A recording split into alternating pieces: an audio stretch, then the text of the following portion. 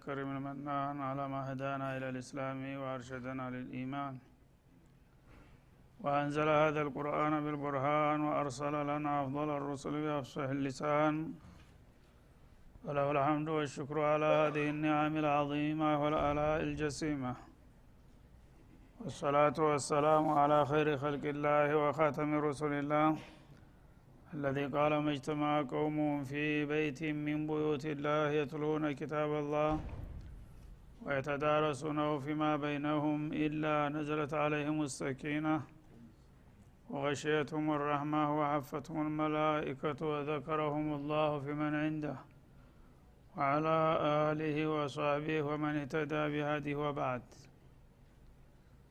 فقد وقفنا في درس أمس عند قوله جل وعلا من سورة الأعراف: ولوطا إذ قال لقومه أتأتون الفاحشة ما سبقكم بها من أحد من العالمين، رقم 80. فلنبدأ من هنا. أعوذ بالله من الشيطان الرجيم.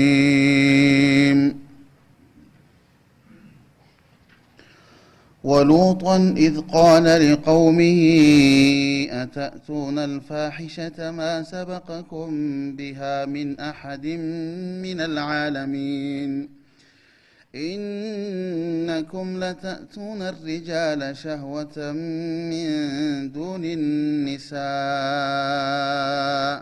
بل أنتم قوم مسرفون.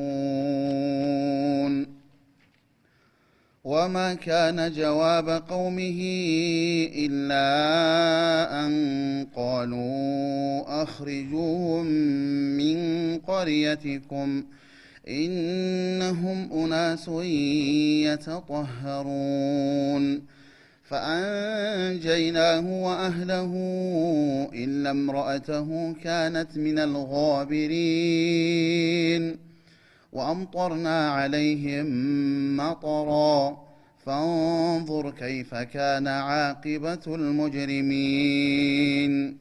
وإلى مدين أخاهم شعيبا قال يا قوم اعبدوا الله ما لكم من إله غيره قد جاءتكم بينة من ربكم فأوفوا الكيل والميزان ولا تبخسوا الناس أشياءهم ولا تفسدوا في الأرض بعد إصلاحها ذلكم خير لكم إن كنتم مؤمنين. ولا تقعدوا بكل صراط توعدون وتصدون عن سبيل الله من آمن به وتبغونها عوجا. واذكروا إذ كنتم قليلا فكثركم وانظروا كيف كان عاقبة المفسدين. وإن كان طائفة منكم آمنوا بالذي أرسلت به وطائفة لم يؤمنوا فاصبروا حتى يحكم الله بيننا وهو خير الحاكمين. قال الملأ الذين استكبروا من قومه لنخرجنك يا شعيب والذين آمنوا معك من قريتنا أو لتعودن في ملتنا. قال أولو كنا كارهين قد افترينا على الله كذبا إن عدنا في ملتكم بعد إذ نجانا الله منها وما يكون لنا أن نعود فيها إلا أن يشاء الله ربنا وسع ربنا كل شيء علما على الله توكلنا ربنا افتح بيننا وبين قومنا بالحق وأنت خير الفاتحين. وقال الملأ الذين كفروا من قومه لئن اتبعتم شعيبا إنكم إذا لخاسرون فأخذتهم الرجفة فأصبحوا في دارهم جاثمين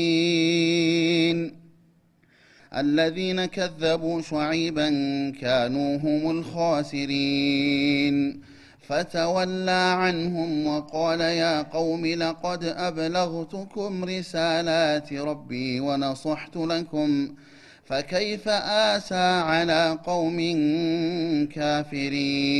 كافرين أعوذ بالله السميع العليم من الشيطان الرجيم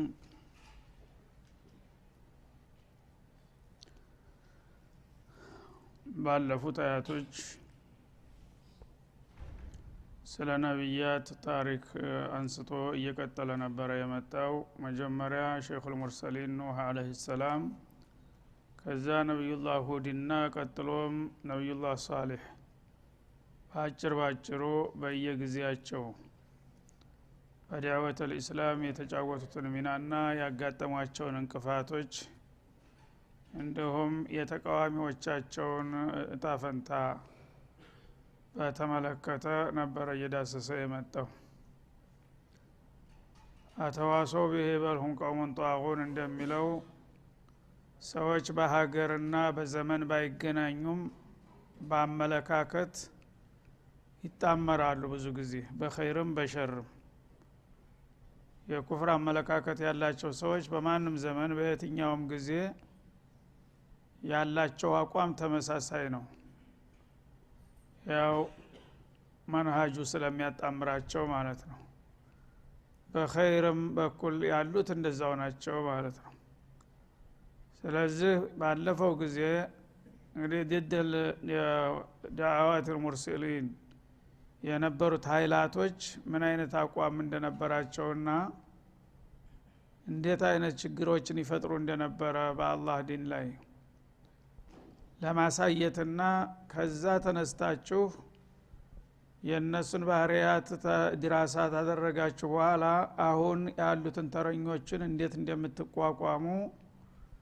እንድታውቁ ብሎ ነው ታሪክ የሚያቀርበው እንጂ ጊዜ ማሳለፊያ ወይም መቆዘሚያ አይደለም በመሆኑም አሁንም በመቀጠል ወሉጦን إذ قال لقومه ይላል ወለቀድ አርሰልና ሉጦን إذ قال لقومه እንደማለት ምክንያቱም ይሄ የሚከተለው የመጀመሪያው ታሪክ ሲነሳ የኑህ አለይሂ ሰላም ምን ብሎ ነበር ለቀድ አርሰልና ኑሃን ብሎ ነው የጀመረው ለቀድ ኢስላሚቱ ሙወጢአተ ጀዋቢል ቀሰም ትባላለች በነሁ ቃዒዳ ለቀድ አርሰልና ኑሃን ኢላ ቀውሚህ والله በእርግጥ ነብዩላህ ኑህን ወደ ወገኖቹ ላክ ነው በሚል ነበር የገባው በዛ ላይ እየቀጠለ ነው ያለው ማለት ነው ከዛ ወኢላ ዓድን ይላል ወለቀድ አርሰልና የሚለው ዝም ይቀደራል ማለት ነው ወለቀድ አርሰልና ኢላ ዓድን አኻሁም ሁዳ እንደገና ወኢላ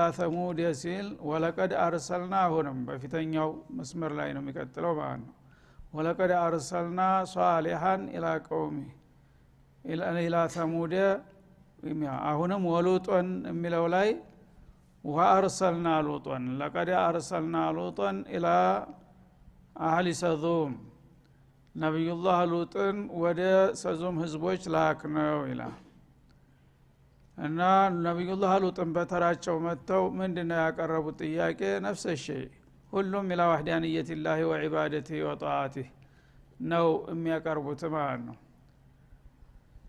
እያንዳንዱ ህዝቦች ያው በሽርክ ላይ ይገናኛሉ ዋናው ነብያት የሚላኩት ሽርክን ለማስወገድና ተውሂድን ለማስፈን ነው በተጓዳኝ ደግሞ እያንዳንዱ ህዝብ የራሱ የሆነ ማህበራዊ ወይም ኢኮኖሚያዊ ችግሮችም አሉት ማለት ነው እነዛም ነገሮች ጎን ለጎን አብረው ይመጣሉ አንድ ሰው አቂዳው ሲበላሽ አስተሳሰቡ ሲሰናከል የማህበራዊ ህይወቱም እንደዛው መቃወሱ የማይቀር ነገር ነው ማለት ነው እና እነዛን ተጓዳኝ ጉዳዮችንም አብሮ ያሳየናል ማለት ነው ምክንያቱም የጃሂልያ ውጤት ሁለገብ ነው ችግሩ የሚመጣው ዙሪያውን ነው በኑህ ሰዎች ጊዜ የነበረው ሁኔታ ተመልክተናል። በአዶች ጊዜ የነበረውንም እንደዛው ታዝበናል።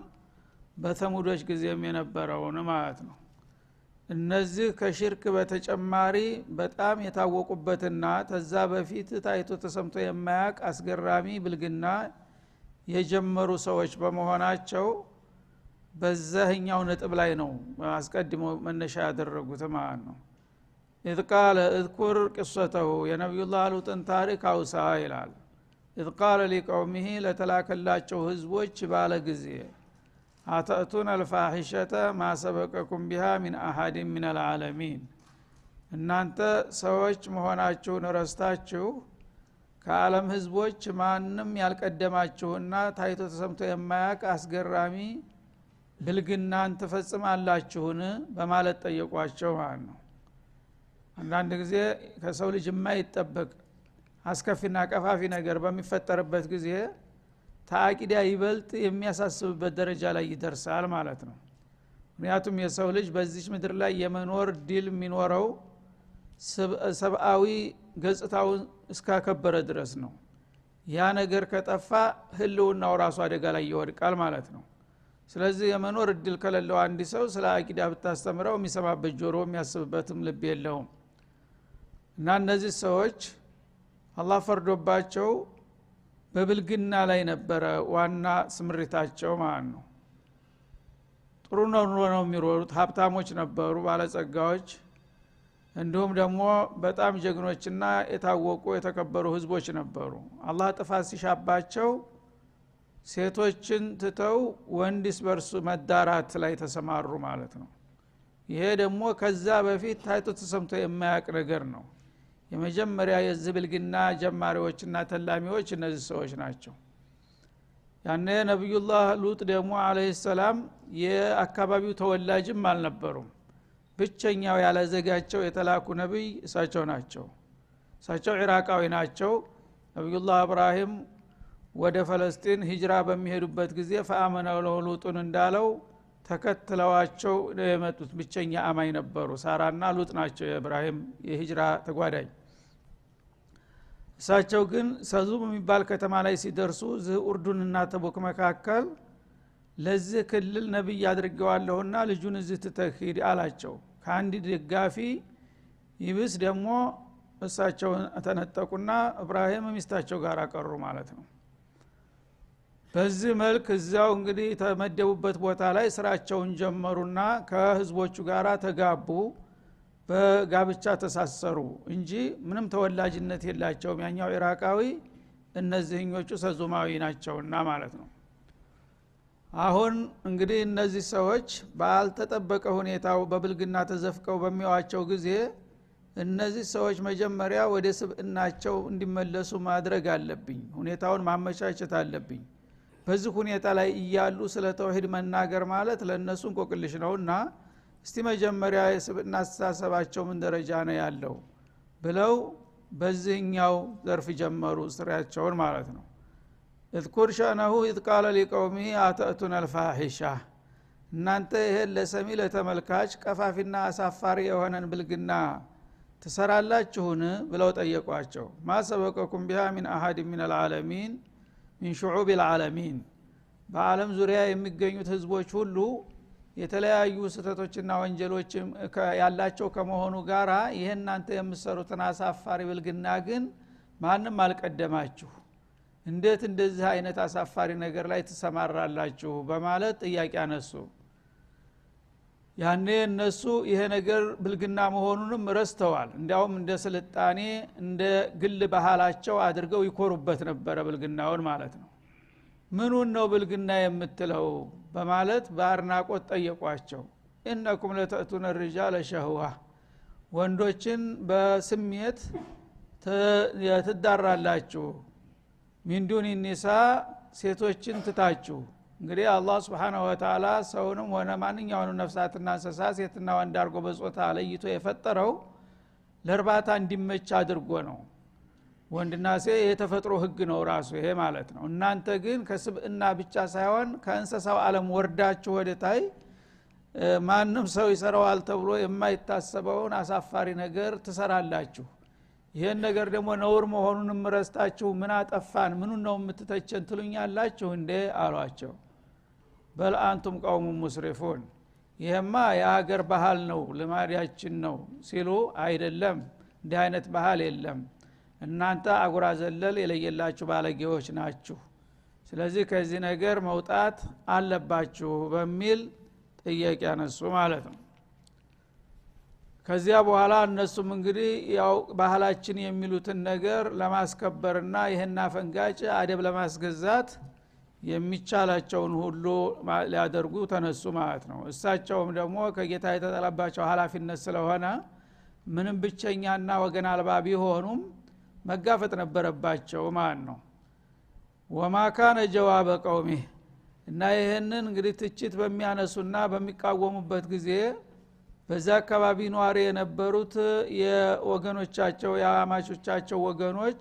መልስ አልነበረም ኢላ አንቃሉ ማለት እንጂ አخرجوهم من قريتكم ይሄሉትንና ከሱ ጋር የሚያቀነቅኑትን የተወሰኑ ግለሰቦች ከዚህ ከከተማችሁ አውጧቸው አባሯቸው የሚል ውሳኔ ተሰጠ ወዳውኑ ማለት ነው ምክንያቱም እነዚህ ለሀገር ለወገን ለባህል የማይበጁ አውሬዎች ናቸውና እነዚህ ሰዎች ከዚህ አካባቢ ተጠራርገው መጥፋት አለባቸው ወደ ተርሂል ተባለ ማለት ነው የውጭ ሀገር ዜጋ መሆኑ ትልቅ ማስፈራሪያ ይሄ ነው የአንድ ነገር ከተፈጠረች ወዳውኑ ተርሂል ነው የሚባለው ማለት ነው እሳቸው ተወላጅ አይደሉም የአካባቢ ተወላጅ ቢሆኑ ኑሮ የማንን ወንድም ነው የምታባረረው ይል ነበር አሁን ግን ይሄ ቀላል ውሳኔ ሆነ ማለት ነው እሱ ጋር ምን አጨቃጨቀን ወትሮውንም የውጭ ሀገር ተወላጅ ነው ዜጋ አይደለም ይሄ የሀገሪቱን ባህልና ወግ ማያከብር ከሆነ እሱና ረዝራጆቹ ጠራርጎ ማስወጣት አለብን የሚል ውሳኔ ተሰጠ ማለት ነው ይሄ ነው እንግዲህ የሰው ልጆች ብዙ ጊዜ ግፍታዊ በመሆን ነገሮችን ሳያመዛዝኑ ለጊዜው ባላቸው አቅምና ጉልበት ተጠቅመው መሆን የሌለበትን ነገር ይወስናሉ ሩጠው ማለት ነው አخرجوهم من قريتكم ስበርሳቸው ማለት ነው መሳፍንት መኳንንቶቹ ተወያዩና ይሄ ሰውዬ እየበጠበጠና ያገርን ባህል እየተጋፋ ነውና ያለው እሱንና ምናልባይትም ከሱ ጋር እንሄዳለን የሚሉ ሰዎች ካሉ እን ጊዜ ነገሩ ሳይባባስና ሳይስፋፋ ቶሎ ጠራርገን አስቸኳይ እርምጃ መውሰድ አለብን ተባለ ለምን انهم اناس يتطهرون ወንጀላቸው ጀሪማው ይሄ ነው ማለት ነው እነዚህ ንጽህናን የሚናፍቁ ሰዎች ናቸው እና እነዚህ ንጽህና የሚፈልጉ ሰዎች እኛ ጋር መኖር የለባቸውም የኛ አቻ አይደሉም ተባሉ ማለት ነው ይሄ ነው እንግዲህ ያው አስተሳሰብ ሲገለበጥ እንደዚህ ነው እነሱ ብልግናውን እንግዲህ በቁሻሻ መስመር መገናኘቱን ቅድስነት አድርገው ለመዱት ማለት ነው ከዛ የማይሳተፍና ብሎም የሚነቅፍ ከሆነ ይሄ ጸረ ህዝብ ነው ጸረ ባህል ነው እነዚህ ንጽህና የሚሉ ሰዎች በጥባጮች ስለሆኑ እነሱም ጠራርጋችሁ ማጥፋት አለባችሁ ተባለ አሁንም እንደዚህ ነው እየተባለ ያለው በተለያየ መልኩ በአጠቃላይ ምን አጠፉ በሚባልበት ጊዜ ለሀገር ለባህል ተገዦች አይደሉም ባፋቸው ሳይናገሩ መረጃም ሳይኖር እንደዚህ ሊሉ አስበዋል ይልሃል ማለት ነው ሸሪዓ ህግ ሊያቋቁሙ ይፈልጋሉ የእስላማዊ መንግስት ሊያቋቁሙ ይፈልጋሉ ማና ለከተባለ ገብቶናል እኛ ከስሜታቸው ይልሃል ገይብም ያወቁ ማለት ነው በውስጣቸው ያለው ስሜታቸው ይሄ ነው በውስጣቸው ያለውን ተውና በውጭ የሚሰሩትና የሚናገሩት ምንድነው ሲባል ግን መረጃ የለም ይሄ ምንድነው እነሆ ናሱ እየተጠሃሩን ነው ንጽህና የሚፈልጉ ጨዋነት የሚፈልጉ አይስማሙንም ከኛ ጋር መኗኗር አይችሉም ነው የሚሉህ ማለት ነው في كل زمان ومكان ቋንቋው ቢለያይም ዙሮ ያው ነው ማለት ነው ያኔ እንግዲህ አላህ Subhanahu Wa Ta'ala ነብዩን ይጠብቃልና እነዚህ ሰዎች ምንም ማግባብ በሌለው ሁኔታ የዚህ አይነት ጭፍን የሆነ ውሳኔ በሚሰጡበት ጊዜ እሱ ደግሞ ዝም ብሎ ወዳጆቹን ማስፈጀት ስለሌለበት የራሱን እርምጃ ሊወስድ ነው فانجيناه واهله እነሱ እንዳሰቡትና እንደወሰኑት የሚሳካላቸው አልሆነም ደግነቱ ነብዩላህ ኑህንና አብረውት ያሉትን ቤተሰቦቹን ተጠነሰሰላቸው ሴራና ደባ አወጣናቸው ገላገልናቸው ይላል ኢላ ምራአተሁ ባለቤቱ ብቻ ስትቀር ይላል ሱብሃንአላህ ነብይን የሚያህል ነገር ተልኮ የአንድ ቤት ቤተሰብ እንኳን ሙሉ በሙሉ ሊያምን አልቻለም ማለት ነው። ባለቤታቸው የዛው ሀገር ተወላጅ ናት። ያኔ እሷ ተላይ ሰለም ያለው ብላ እንደሳቸው ያው ትሰግዳለች ምን ትላለች ለማስመሰል ለመኖር ማለት ነው። ውስጡን ግን ከወገኖቿ ጋር ነው ያለችው እና እነሱን መረጃ ተቀብላለች። ዛሬ እንደዛ አረገ ዛሬ ነገለጋ ተገናኘ እያለች ሙናፊቅ ሆነች ሚስታቸው ማለት ነው። ሱብሃንአላህ አላህ ፈተና ሲያመጣ ያድርስ ነው። ያኔ ዓሊሙል ገይብ ወሸሃዳ የሆነ ጌታ ዟሂሯ ሙስሊም መስላ እሷ ግን የውስጥ አርበኛ በመሆኗ ደባዋን ያቃልና ጌታ እነዛን ህዝቦች ሊያጠፋ ሲፈልግ እሷንም ማን እንደሆነች ስለሚያቅ አብሮ ጨመራት ማለት ነው። እና ነይኑ ጫሏት በወህይ ማስጠንቀቂያ ተሰጣቸው። ዛሬ ከዚህ ከተማ እንዲያታድር ተሰሃር ወነጀይናሁ ቢሰሃር እንደሚለው ተዶሮ ጩኸት በፊት ቀደም ብለ ተከተማው ከክልሉ መራቅ አለብህ ተብሎ ማስጠንቀቂያ ተሰጣቸው። ያኔ ልጆቻቸውን ቀሰቀሱ። ሚስታቸውንም ተነሱ እንውጣ ሲሉ ወደየት በቃ የከተማ ዛሬ በሰላም አያድርምና ቶሎ ውጣ ተብያለሁ ሲሏቸው እኔማ ወገኖቼ እኔ በላጅቢ ብላኝ አለች። በይብላሻ እንግዲህ ጥሩ ልጆቻቸውን ይዘው ወጡ ማለት ነው። ለምራአተው ባለቤቱ ብቻ ስትቀር እና ኢላ አጁዘን ፊል ጋቢሪን ኢላታል በላወት አሮጊት ናት። እሷ እንግዲህ ሰው መንሸባ አላ ሸይን ሻባ አለይህ ነውና በኩፍር ተክና ስላደገች አልተዋጠላትም ይሄ ሐቁ ማለት ነው። እዛ ሰው ወገኖቿ ጋራ መለያት መነጣጠል ሲያቅታት ያ አላማዋ አርኩስ አላማዋ ጠልፎ አንድ ያጎላድፎ እዛው ጣላት ማለት ነው። ካነት ሚነል ጋቢሪን ማለት ሚነል ባቂነ ፊል አዛብ በአደጋው ክልል ውስጥ ተዘፍቀው ከቀሩት ሆነች። ለምን እሷም አስተሳሰቧ ከነሱ ያልተሻለና ያልተለየ እንዳውም የባሰች ናት። ሌሎቹ የውጭ ጥላት ናቸው ይታወቃሉ። የሚወስኑትም ነገር በአደባባይ ነው። አخرجوه من قريتكم እያሉ ነው። እሷ ግን እየሰገደ እየጾመች ሙስሊም ነኝ ብላ ነብዩን እንደዚህ የምታስጠቃ በመሆኗ መውጣት የለባትም ብሎ አላህ Subhanahu Wa Ta'ala እዛው ቅጣቱ ውስጥ እንድትቀር አደረጋት ይላል። ወአምጠርና عليهم መጠራ ከዚያም ከቁጣችን ብዛት የተነሳ ልዩ የሆነ ዝናብንም ማዘነብንባቸው ይላል። ሁለት አይነት ቅጣት ነው፣ ሁለት አይነት እርምጃ ነው የተወሰደባቸው። فانظر كيف كان عاقبة المجرمين የነዛ ጠመው የገረሩት ሰዎች ፍጻሜ እንዴት እንደሆነ በአንክሮ ተመልከት አስተውል አቅል ያለህ ሰው ሁሉ ይላል። እና መጀመሪያ እሳቸው ቀደም ብለው ልጆቻቸውን ይዘው ወጡ። ዶሮ ጩኸት አካባቢ ላይ በሚደርስበት ጊዜ ከተማው እንደ ዳቦ ተቀርፎ ወደ ሰማይ ወጣ ማለት ነው።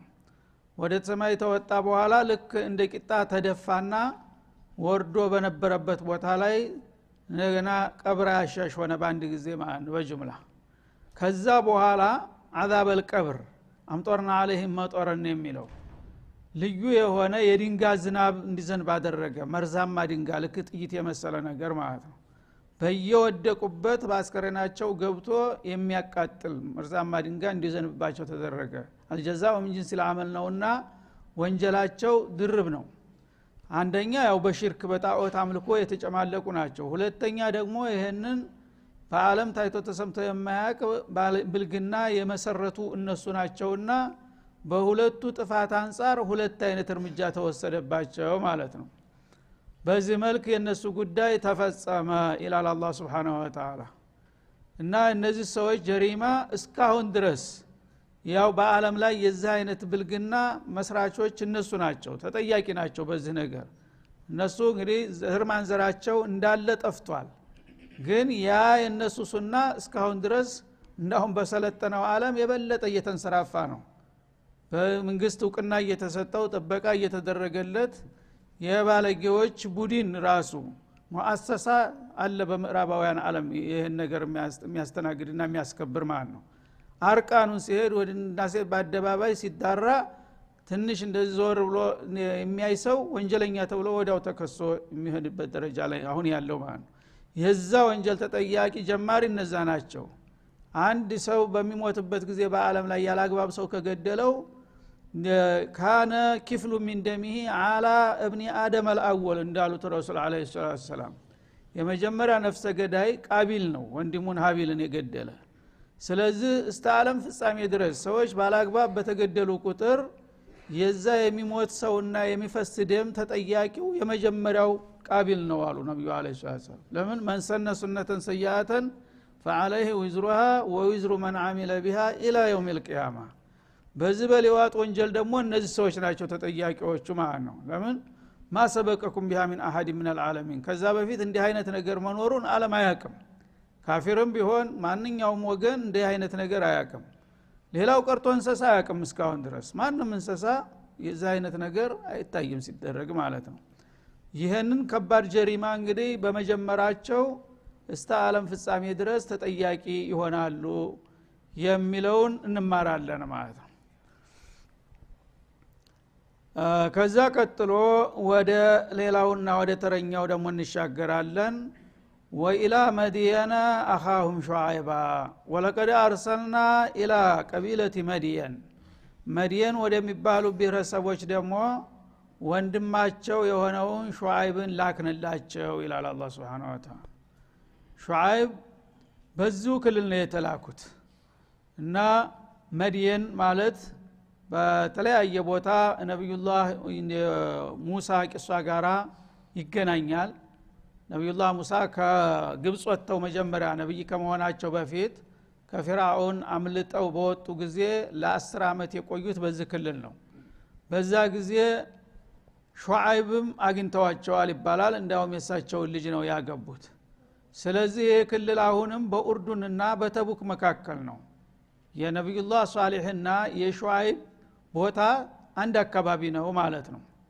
እና መድየን ወደሚባሉት ቀባኢሎችም ደግሞ ወንድማቸውን ሹዓይብን ላክንላቸው ሹዓይብ ኸጢቡል አንቢያ ይሏቸዋል ነብዩ መሐመድ አለይሂ ሰላቱ ወሰለም ነብዩላህ ኑህን ሸይኹል አንቢያ እንዳሏቸው ሹዓይብን ደግሞ ኸጢቡል አንቢያ የመናገር ችሎታቸው በጣም የላቀ ነበርና የማስረዳት ብቃት እንደሳቸው ታይቶ ተሰምቶ አይታወቅም ይሄንን ያን ታላቅና አንደበተሩቱ የሆነ ነብይ ተላከ ማለት ነው እሳቸውን ተቀበሏቸው ወይስ ምን ሆነ የሚለውን በሚቀጥለው እንመለስበታለን ወሰለላሁ ዐለ ነብይ